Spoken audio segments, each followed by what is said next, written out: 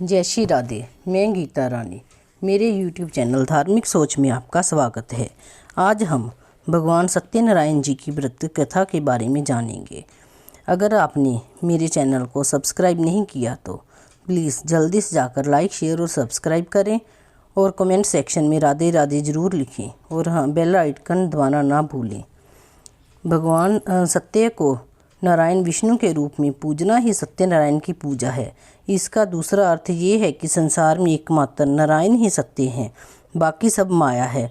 भगवान की पूजा कई रूपों में की जाती है, उनमें से उनका सत्यनारायण स्वरूप इस कथा में बताया गया है। इसके मूल पाठ से पाठांतर से लगभग 170 श्लोक संस्कृत भाषा में उपलब्ध हैं, जो 5 अध्याय में बटे हुए हैं। इस कथा के 2 प्रमुख विषय हैं, जिनमें एक है संकल्प को भूलना और दूसरा है प्रसाद का अपमान। व्रत कथा के अलग अलग अध्यायों में छोटी छोटी कहानियों के माध्यम से बताया गया है कि सत्य का पालन न करने पर किस तरह की परेशानियां आती हैं। इसीलिए जीवन में सत्य व्रत का पालन पूरी निष्ठा और दृढ़ता के साथ करना चाहिए। ऐसा न करने पर भगवान न केवल नाराज होते हैं, अपितु दंड स्वरूप संपत्ति और बंधु बांधवों के सुख से वंचित भी कर देते हैं। इस अर्थ में ये कथा लोक में सच्चाई की प्रतिष्ठा का लोकप्रिय और सर्वमान्य धार्मिक साहित्य है। प्राय पूर्णमासी को इस कथा का परिवार में वाचन किया जाता है। अन्य पर्वों पर भी इस कथा को विधि विधान के करने का निर्देश दिया गया है।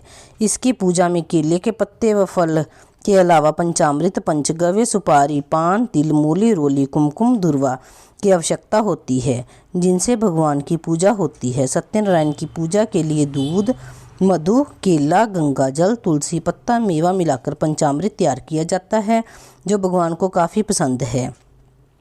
इन्हें प्रसाद के तौर पर फल मिष्ठान के अलावा आटे को भूनकर उनमें चीनी मिलाकर एक प्रसाद बनता है, जिसे सत्तू पंजीरी कहा जाता है, उसका भी भोग लगता है। सत्यनारायण व्रत कथा पुस्तक का प्रथम अध्याय में ये बताया गया है कि सत्यनारायण भगवान की पूजा कैसे की जाए। जो व्यक्ति सत्यनारायण की पूजा का संकल्प लेते हैं, उन्हें दिन भर व्रत रखना चाहिए। पूजन स्थल को गाय के गोबर से पवित्र करके वहाँ एक अल्पना बनाएं और उस पर पूजा की चौकी रखें। इस चौकी के चारों पायों के पास केले के वृक्ष के पत्ते लगाएं। इस चौकी पर शालिग्राम या ठाकुर जी या सत्यनारायण की प्रतिमा स्थापित करें। पूजा करते समय सबसे पहले गणपति की पूजा करें, फिर इंद्र आदि 10 दिक्पाल और क्रमांश पंचलोकपाल, सीता सहित राम लक्ष्मण की, राधा कृष्ण की, इनकी पूजा के पश्चात ठाकुर जी व सत्यनारायण की पूजा करें। इसके बाद लक्ष्मी माता की और अंत में महादेव और ब्रह्मा जी की पूजा करें। पूजा के बाद सभी देवों की आरती करें और चरणामृत लेकर प्रसाद वितरण करें। पुरोहित जी को दक्षिणा एवं वस्त्र दें व भोजन कराएं। पुरोहित जी को भोजन के पश्चात उनसे आशीर्वाद लेकर आप स्वयं भोजन करें। सत्यनारायण व्रत कथा का पूरा संदर्भ ये है कि प्रथम अध्याय। बोलो श्री सत्यनारायण भगवान की जय। पूर्व काल में शौनक आदि ऋषि नैमिषारण्य स्थित महर्षि सूत के आश्रम पर पहुँचे।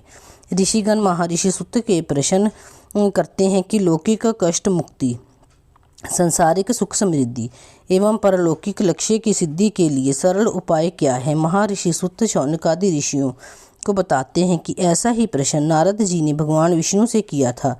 भगवान विष्णु ने नारद जी को बताया कि लौकिक क्लेश मुक्ति, सांसारिक सुख समृद्धि एवं परलौकिक लक्ष्य सिद्धि के लिए एक ही राजमार्ग है, वह है सत्यनारायण व्रत। सत्यनारायण का अर्थ है सत्य आचरण, सत्याग्रह, सत्यनिष्ठा।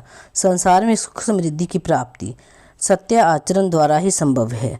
सत्य ही ईश्वर है। सत्य आचरण का अर्थ है ईश्वर आराधना, भगवत पूजा। कथा का प्रारंभ सूत जी द्वारा कथा सुनाने से होता है। नारद जी भगवान विष्णु के पास जाकर उनकी स्तुति करते हैं। स्तुति सुनने के अंतर भगवान श्री विष्णु ने नारद जी से कहा, महाभाग, आप किस प्रयोजन से यहाँ आए हैं? आपके मन में क्या है? कहिए, वह सब कुछ मैं आपको बताऊंगा। नारद जी बोले, भगवान, मृत्यु लोक में अपने पाप कर्मों द्वारा विभिन्न योनियों में उत्पन्न सभी लोग बहुत प्रकार के क्लेशों से दुखी हो रहे हैं। हे नाथ, किस लघु उपाय से उनके कष्टों का निवारण हो सकेगा? यदि आपकी मेरे ऊपर कृपा हो तो वह सब मैं सुनना चाहता हूँ, उसे बताएं। श्री भगवान ने कहा, हे वत्स, संसार के ऊपर अनुग्रह करने की इच्छा से आपने बहुत अच्छी बात पूछी है। जिस व्रत के करने से प्राणी मोह से मुक्त हो जाता है उसे आपको बताता हूँ, सुनिए। हे वत्स, स्वर्ग और मृत्यु लोक में दुर्लभ भगवान सत्यनारायण का एक महान पुण्यप्रद व्रत है। आपके स्नेह के कारण इस समय मैं उसे कह रहा हूँ। अच्छी प्रकार विधि विधान से भगवान सत्यनारायण व्रत करके मनुष्य शीघ्र ही सुख संपत्ति कर परलोक में मोक्ष प्राप्त कर सकता है। भगवान की ऐसी वाणी सुनकर नारद मुनि ने कहा, प्रभु, इस व्रत को करने का फल क्या है?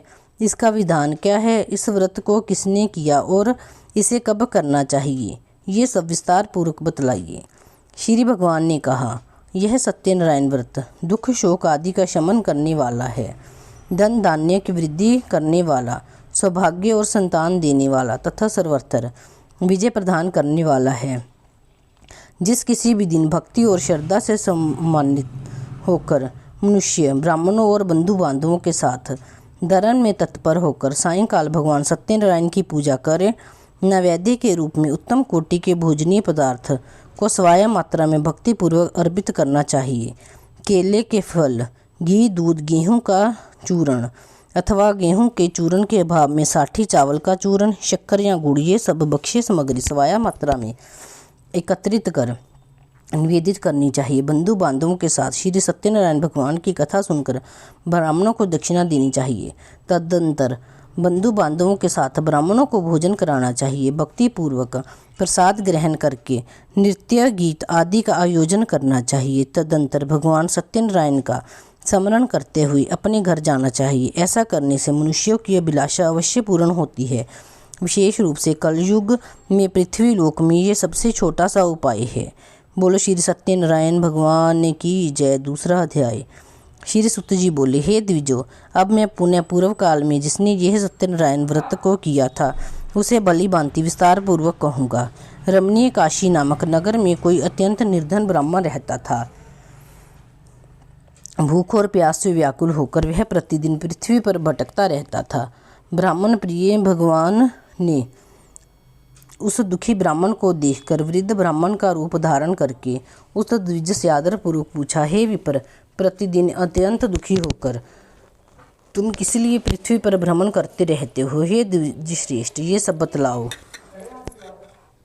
मैं सुनना चाहता हूँ। ब्राह्मण बोला, प्रभु, मैं अत्यंत दरिद्र ब्राह्मण हूँ और भिक्षा के लिए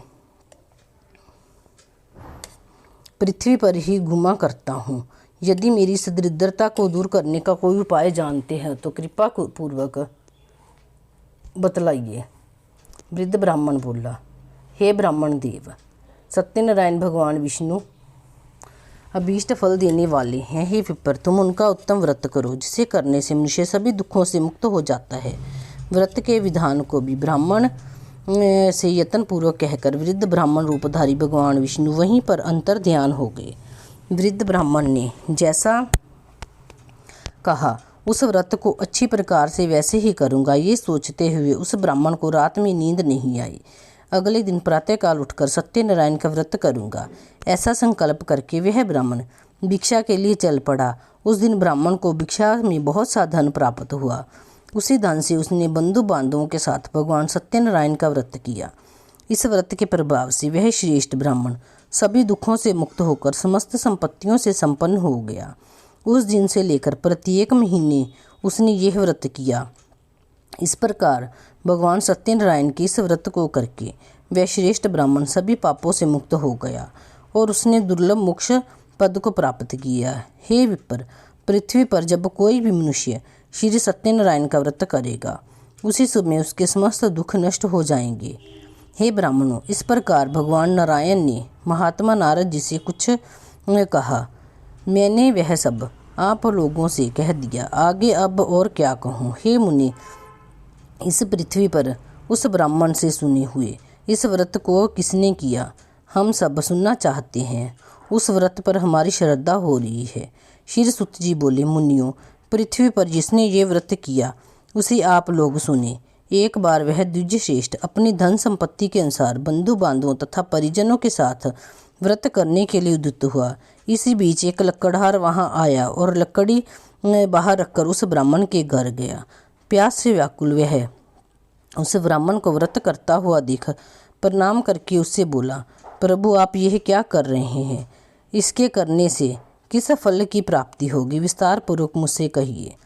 विपर ने कहा, यह सत्यनारायण का व्रत है जो सभी मनोरथों को प्रदान करने वाला है। उसी के प्रभाव से मुझे ये सब महान धन धान्य आदि प्राप्त हुआ है। जल पीकर तथा प्रसाद ग्रहण करके वह नगर को चला गया। सत्यनारायण देव के लिए मन से ऐसा सोचने लगा कि आज लकड़ी बेचने से जो धन प्राप्त होगा उसी धन से भगवान सत्यनारायण का श्रेष्ठ व्रत करूँगा। इस प्रकार मन में चिंतन करता हुआ लकड़ी को मस्तक पर रखकर उस सुंदर नगर में गया जहाँ धन संपन्न लोग रहते थे। उस दिन उसने लकड़ी का दोगुना मूल्य प्राप्त किया। इसके बाद प्रसन्न हृदय होकर वह पके हुए केले का फल, शर्करा, घी, दूध और गेहूं का चूर्ण सवाया मात्रा में लेकर अपने घर आया। तत्पश्चात उसने अपने बांधवों को बुलाकर विधि विधान से भगवान श्री सत्यनारायण का व्रत किया। उस व्रत के प्रभाव से वह धन पुत्र से संपन्न हो गया और इस लोक में अनेक सुखों का उपभोग कर अंत में सत्यपुर अर्थात वैकुंठ लोक को पहुंच गया। बोलो सत्यनारायण भगवान की जय। तीसरा अध्याय। श्री सुत जी बोले, श्रेष्ठ मुनियों, अब मैं पुनः आगे की कथा कहूँगा, आप लोग सुनो। प्राचीन काल में उल्कामुख नामक एक राजा था। वह जितेंद्रिय, सत्यवादी तथा अत्यंत बुद्धिमान था। वह विद्वान राजा प्रतिदिन देवालय जाता और ब्राह्मणों को धन देकर संतुष्ट करता था। कमल के समान मुख वाली उसकी धर्मपत्नी शील, विनय एवं सौंदर्य आदि गुणों से संपन्न तथा पतिपरायण थी। राजा एक दिन अपनी धर्मपत्नी के साथ भद्रशिला नदी के तट पर श्री सत्यनारायण का व्रत कर रहा था। उसी समय व्यापार के लिए अनेक प्रकार की पुष्कल धनराशि से संपन्न एक साधु नाम का बनिया वहां आया। भद्रशिला नदी के तट पर नाव को स्थापित कर वह राजा के समीप गया और राजा को उस व्रत में दीक्षित देखकर विनय पूर्वक पूछने लगा। साधु ने कहा, आप भक्ति युक्त चित्त से यह क्या कर रहे हैं? कृपा वह सब बतलाइए, इस समय मैं सुनना चाहता हूँ। राजा बोले, हे साधु, पुत्र आदि की प्राप्ति की कामना से अपने बंधु बांधवों के साथ में अतुल तेज संपन्न भगवान विष्णु का व्रत एवं पूजन कर रहा हूँ।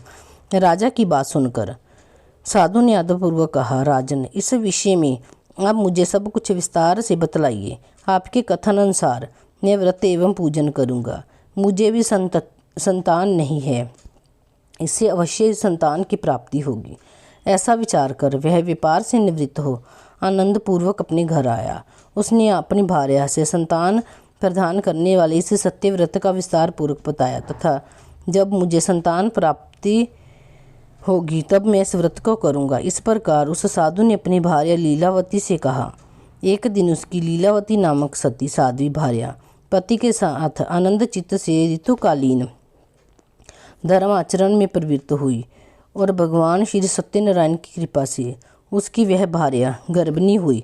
10वें महीने में उससे कन्या रत्न की उत्पत्ति हुई और वह शुक्ल पक्ष की चंद्रमा की भांति दिन प्रतिदिन बढ़ने लगी। उस कन्या का नाम कलावती यह रखा गया। इसके बाद वह एक दिन लीलावती ने अपने स्वामी से मधुरवाणी में कहा, आप पूर्व काल से में संकल्पित श्री सत्यनारायण का व्रत क्यों नहीं कर रहे हैं? साधु बोला, प्रिय, इसके विवाह के समय व्रत करूँगा। इस प्रकार अपनी पत्नी को बलि भांति आश्वस्त कर वह व्यापार करने के लिए नगर की ओर चला गया। इधर कन्या कलावती पिता के घर में बढ़ने लगी।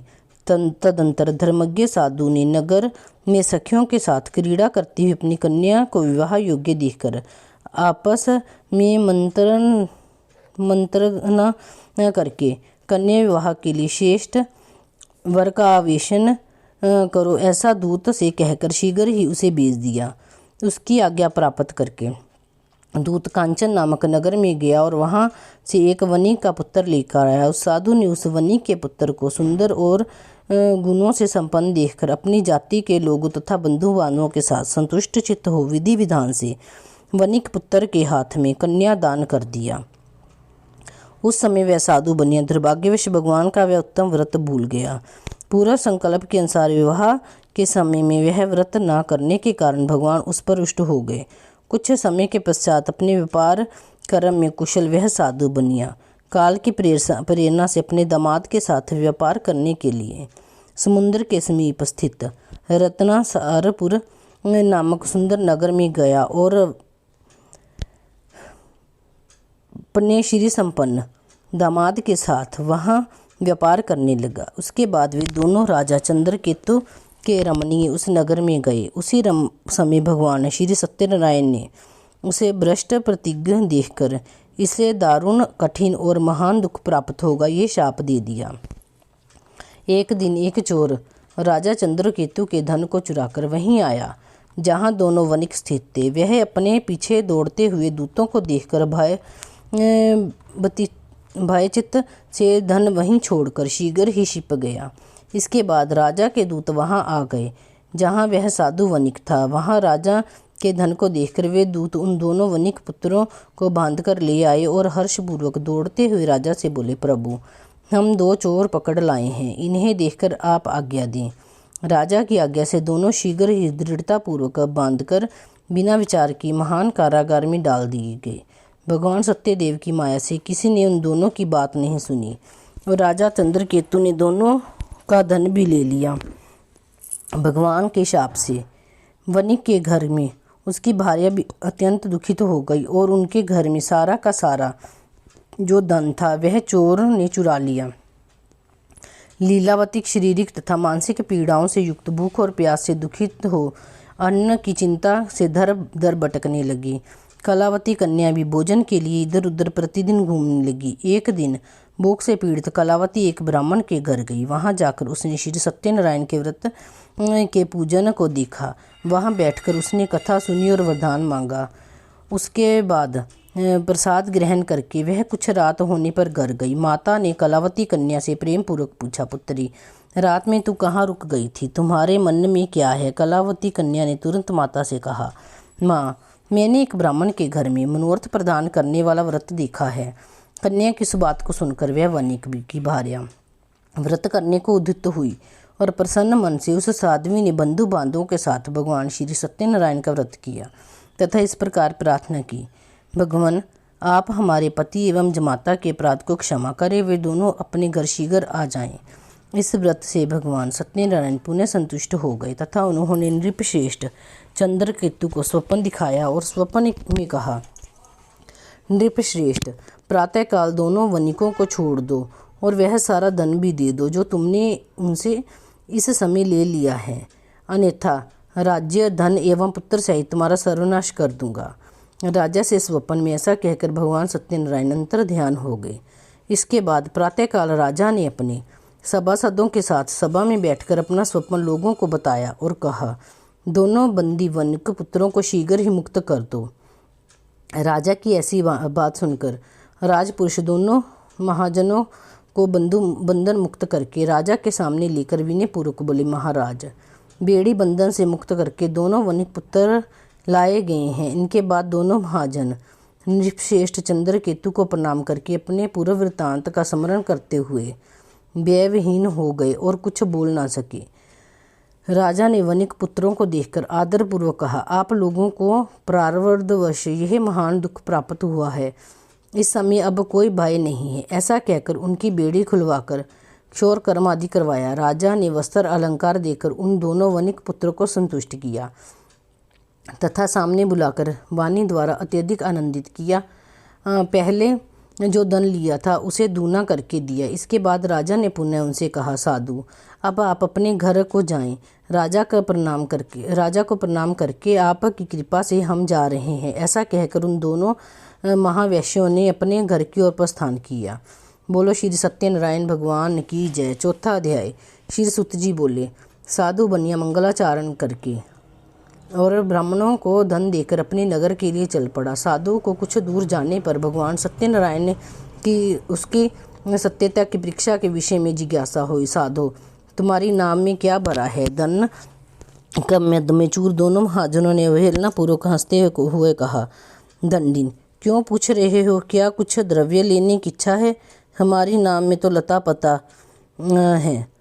ऐसी निष्ठुर वाणी सुनकर तुम्हारी बात सच हो जाए, ऐसा कहकर दंडी सन्यासी को रूप धारण कर कि यह भगवान कुछ दूर जाकर समुद्र के समीप बैठ गए दंडी के जाने पर नित्य क्रिया करने के पश्चात उतराई हुई अर्थात जल के ऊपर की ओर उठी हुई नौका देखकर साधु अत्यंत आश्चर्य में पड़ गया और नाव में लता और पत्ते आदि देखकर मूर्छित हो पृथ्वी पर गिर पड़ा। चेत होने पर वणिक पुत्र चिंतित हो गया। तब उसके दामाद ने इस प्रकार कहा, आप शोक क्यों करते हो? दंडी ने शाप दे दिया है। इस स्थिति में वे ही चाहें तो सब कुछ कर सकते हैं, इसमें संशय नहीं है। अतः उन्हीं की शरण में हम चलें, वहीं मन की इच्छा पूर्ण होगी। दामाद की बात सुनकर वह साधु बनिया उनके पास गया और वहां दंडी को देखकर उसने भक्तिपूर्वक उन्हें प्रणाम किया और आदरपूर्वक कहने लगा, आपके सम्मुख मैंने जो कुछ कहा है असत्य भाषण रूप अपराध किया है, आप मेरे उस अपराध को क्षमा करें। ऐसा कहकर बारंबार प्रणाम करके वह महान शोक से आकुल हो गया।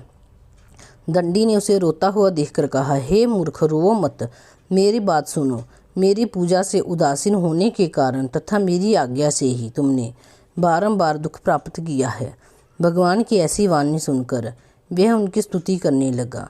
साधु ने कहा, हे प्रभु, यह आश्चर्य की बात है कि आपकी माया से मोहित होने के कारण ब्रह्मा आदि देवता भी आपके गुणों और रूपों को यथावत रूप से नहीं जान पाते। फिर मैं मूर्ख आपकी माया से मोहित होने के कारण कैसे जान सकता हूँ? आप प्रसन्न हो, मैं अपनी धन संपत्ति के अनुसार आपकी पूजा करूँगा। मैं आपकी शरण में आया हूँ। मेरा जो नौका में स्थित पूरा धन था उसकी तथा मेरी रक्षा करें। उस बनिया की भक्ति युक्त वाणी सुनकर भगवान जनार्दन संतुष्ट हो गए। भगवान हरि उसे अभीष्ट वर प्रदान करके वहीं अंतर्ध्यान हो गए। उसके बाद वह साधु अपनी नौका में चढ़ा और उसे धन धान्य से परिपूर्ण देखकर भगवान सत्यदेव की कृपा से हमारा मनोरथ सफल हो गया, ऐसा कहकर स्वजनों के साथ उसने भगवान को विधिवत पूजा की। भगवान श्री सत्यनारायण की कृपा से वह आनंद से परिपूर्ण हो गया और नाव को प्रयत्न पूर्वक संभाल कर उसने अपने देश के लिए प्रस्थान किया। साधु बनिया अपने दामाद से कहा, वह देखो, मेरी रतनपुरी नगरी दिखाई दे रही है। इसके बाद उसने अपने धन के रक्षक दूत को अपने आगमन का समाचार देने के लिए अपनी नगरी में भेजा। उसके बाद उस दूत ने नगर में जाकर साधु की भार्या को देखा, हाथ जोड़कर प्रणाम किया तथा उसके लिए अभीष्ट बात कही। सेठ जी अपने दामाद तथा बंधुगणों के साथ बहुत सारे धन धान्य से संपन्न होकर नगर के निकट पधारे हैं। दूत के मुख से ये सुनकर वह महान आनंद से विफल हो गई और उस साध्वी ने श्री सत्यनारायण की पूजा करके अपनी पुत्री से कहा, मैं साधु के दर्शन के लिए जा रही हूँ, तुम शीघ्र आओ। माता का ऐसा वचन सुनकर व्रत को समाप्त करके परिषाद का परित्याग कर वह कलावती भी अपने पति का दर्शन करने के लिए चढ़ पड़ी। इससे भगवान सत्यनारायण रुष्ट हो गए और उन्होंने उसके पति को तथा नौका को धन के साथ हरण करके जल में डुबो दिया। इसके बाद कलावती कन्या अपने पति को ना देख महान शोक से रुदन करती हुई पृथ्वी पर गिर पड़ी। नाव का दर्शन तथा कन्या को अत्यंत दुखी देख भयभीत मन से साधु बनिया ने सोचा, ये क्या आश्चर्य हो गया। नाव का संचालन करने वाले भी सभी चिंतित हो गए। तदंतर वह लीलावती भी कन्या को देखकर विफल हो गई और अत्यंत दुख से विलाप करती हुई अपने पति से इस प्रकार बोली, अभी अभी नौका के साथ वह कैसे अलक्षित हो गया। ना जाने किस देवता की उपेक्षा से वह नौका हरण कर ली गई अथवा श्री सत्यनारायण का महात्म्य कौन जान सकता है। ऐसा कहकर वह स्वजनों के साथ विलाप करने लगी और कलावती कन्या को गोद में लेकर रोने लगी। कलावती कन्या भी अपने पति को नष्ट हो जाने पर दुखी हो गई और पति की पादुका लेकर उनका अनुगमन करने के लिए उसने मन में निश्चय किया। कन्या के इस प्रकार आचरण को देख भार्या सहित वह धर्मज्ञ साधु बनिया अत्यंत शोक संतप्त हो गया और सोचने लगा, या तो भगवान सत्यनारायण ने ये अपहरण किया अथवा हम सभी भगवान सत्यदेव की माया से मोहित हो गए हैं। अपनी धन संपत्ति और के अनुसार मैं भगवान श्री सत्यनारायण की पूजा करूंगा। सभी को बुलाकर इस प्रकार कहकर उसने अपने मन की इच्छा प्रकट की और बारंबार भगवान सत्यदेव को दंडवत प्रणाम किया। इससे दोनों के परिपालक भगवान सत्यदेव प्रसन्न हो गए। भक्त वत्सल भगवान ने कृपा पूर्वक कहा, तुम्हारी कन्या प्रसाद छोड़कर अपने पति को देखने चली आई है। निश्चय ही इसी कारण उसका पति अदृश्य हो गया है। यदि घर जाकर प्रसाद ग्रहण करके वह पुनः आ जाए तो साधु बनिया तुम्हारी पुत्री पति को प्राप्त करेगी, इसमें संशय नहीं है। कन्या कलावती भी आकाश मंडल से ऐसी वाणी सुनकर शीघ्र ही घर गई और उसने प्रसाद ग्रहण किया। पुनः आकर स्वजनों तथा अपने पति को देखा। तब कलावती कन्या ने अपने पति से कहा, अब तो घर चले, विलंब क्यों कर रहे हो। कन्या की वह बात सुनकर वणिक पुत्र संतुष्ट हो गया और विधि विधान से भगवान सत्यनारायण का पूजन करके धन तथा बंधुओं सहित अपने घर गया। तदंतर पूर्णिमा तथा संक्रांति पर्वों पर भगवान सत्यनारायण का पूजन करते हुए इस लोक में सुख बोकर अंत में वह सत्यपुर वैकुंठ लोक में चला गया। बोलो श्री सत्यनारायण भगवान की जय। 5वां अध्याय। श्री सुत जी बोले, श्रेष्ठ मुनि, अब इसके बाद मैं दूसरी कथा कहूँगा, आप लोग सुने। अपनी प्रजा का पालन करने में तत्पर तुंगध्वज नामक एक राजा था। उसने सत्यदेव का प्रसाद का परित्याग करके दुख प्राप्त किया। एक बार वह अपने वन में जाकर और वहाँ बहुत से पशुओं को मारकर वट वृक्ष के नीचे गया। वहाँ उसने देखा कि गोपगण बंधु बांधवों के साथ संतुष्ट होकर भक्तिपूर्वक भगवान सत्यदेव की पूजा कर रहे हैं। राजा यह देखकर भी अहंकारवश ना तो वहाँ गया और ना ही उसे भगवान सत्यनारायण को प्रणाम किया। पूजन के बाद सभी गोपगण भगवान का प्रसाद राजा के समीप रखकर वहाँ से लौट आए और इच्छानुसार उन सभी ने भगवान का प्रसाद ग्रहण किया। इधर राजा को प्रसाद का परित्याग करने से बहुत दुख प्राप्त हुआ। उसका संपूर्ण धन धान्य एवं सभी 100 पुत्र नष्ट हो गए। राजा ने मन में ये निश्चय किया कि अवश्य ही भगवान सत्यनारायण ने हमारा नाश कर दिया है, इसलिए मुझे वहाँ जाना चाहिए जहाँ श्री सत्यनारायण का पूजन हो रहा था। ऐसा मन में निश्चय करके वह राजा गोपगणों के समीप गया और उसने गोपगणों के साथ भक्ति श्रद्धा से युक्त होकर विधि पूर्वक भगवान सत्यदेव की पूजा की। भगवान सत्यदेव की कृपा से वह पुण्य धन और पुत्रों से संपन्न हो गया तथा इस लोक में सभी सुखों को उपभोग कर अंत में सत्यपुर वैकुंठ लोक को प्राप्त हुआ। श्री सुत जी कहते हैं, जो व्यक्ति इस परम दुर्लभ श्री सत्यनारायण के व्रत को करता है और पुण्यमयी तथा फल प्रदायिनी भगवान की कथा को भक्तिपूर्वक होकर सुनता है, उसे भगवान सत्यनारायण की कृपा से धन धान्य आदि की प्राप्ति होती है। निर्धन धनवान हो जाता है, बंधन में पड़ा हुआ बंधन से मुक्त हो जाता है, डरा हुआ व्यक्ति भय मुक्त हो जाता है। ये सत्य बात है, इसमें संशय नहीं। इस लोक में वह सभी फलों का भोग प्राप्त करके अंत में सत्यपुर वैकुंठ लोक को जाता है। हे ब्राह्मणों, इस प्रकार मैंने आप लोगों से भगवान सत्यनारायण के व्रत को कहा है, जिसे करके मनुष्य सभी दुखों से मुक्त हो जाता है। कलयुग में तो भगवान सत्यदेव का पूजा विशेष फल प्रदान करने वाली है। भगवान विष्णु को ही कुछ लोग काल, कुछ लोग सत्य और कोई ईश और कोई सत्यदेव तथा दूसरे लोग सत्यनारायण नाम से कहेंगे। अनेक रूप धारण करके भगवान सत्यनारायण सभी का मनोरथ सिद्ध करते हैं। कलयुग में सनातन भगवान विष्णु ही सत्य व्रत रूप धारण करके सभी का मनोरथ पूर्ण करने वाले होंगे। हे श्रेष्ठ मुनियों, जो व्यक्ति नित्य भगवान सत्यनारायण की इस व्रत कथा को पढ़ता सुनता है, भगवान सत्यनारायण की कृपा से उसके सभी पाप नष्ट हो जाते हैं। हे मुनीश्वर, पूर्व काल में जिन लोगों ने भगवान सत्यनारायण का व्रत किया था, उसके अगले जन्म का वृतांत कहता हूँ, आप लोग सुनिए। महाप्रज्ञा संपन्न शांतानंदन नाम के ब्राह्मण सत्यनारायण व्रत करने के प्रभाव से दूसरे जन्म में सुदामा नामक ब्राह्मण हुए और उस जन्म में भगवान श्री कृष्ण का ध्यान करके उन्होंने मोक्ष प्राप्त किया। लकड़हारा भील गुहों का राजा हुआ और अगले जन्म में उसने भगवान श्री राम की सेवा करके मोक्ष प्राप्त किया। महाराज उल्कामुख दूसरे जन्म में राजा दशरथ हुए और जिन्होंने श्री रंगनाथ जी की पूजा करके अंत में वैकुंठ प्राप्त किया। इसी प्रकार धार्मिक और सत्यव्रती साधु पिछले जन्म में सत्यव्रत के प्रभाव से दूसरे जन्म में मूर्धध्वज नामक राजा हुआ। उसने आरे से चीरकर अपने पुत्र की आदि देह भगवान विष्णु को अर्पित कर मोक्ष प्राप्त किया।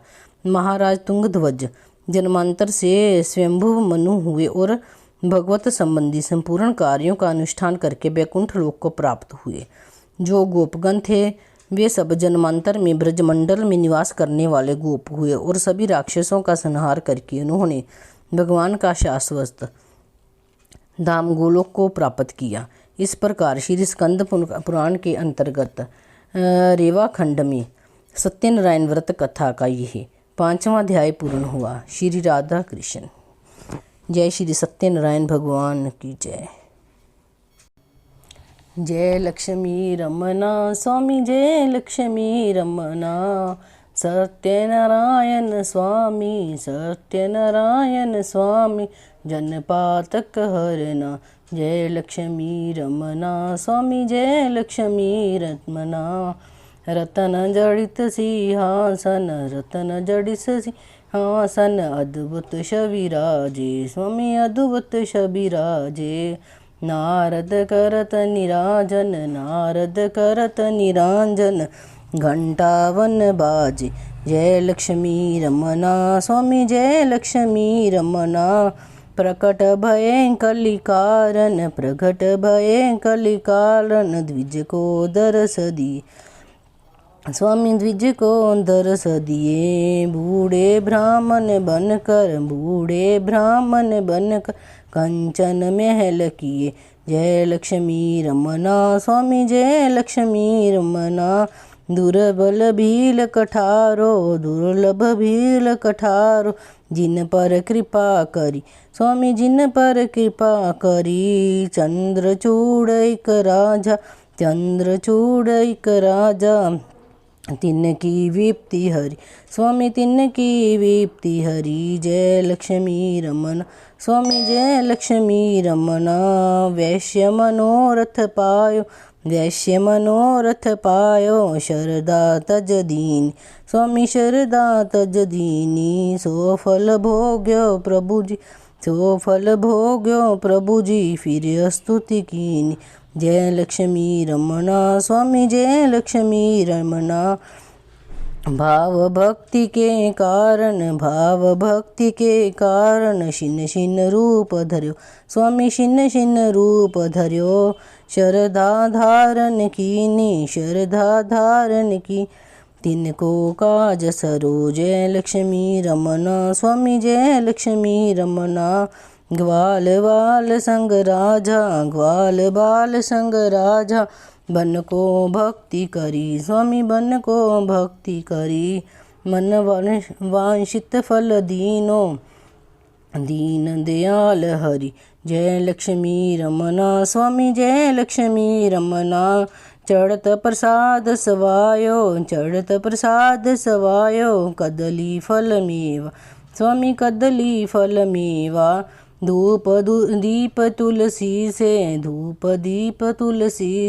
राजी सत्यदेव जय लक्ष्मी रमना स्वामी जय लक्ष्मी रमना। सत्यनारायण जी की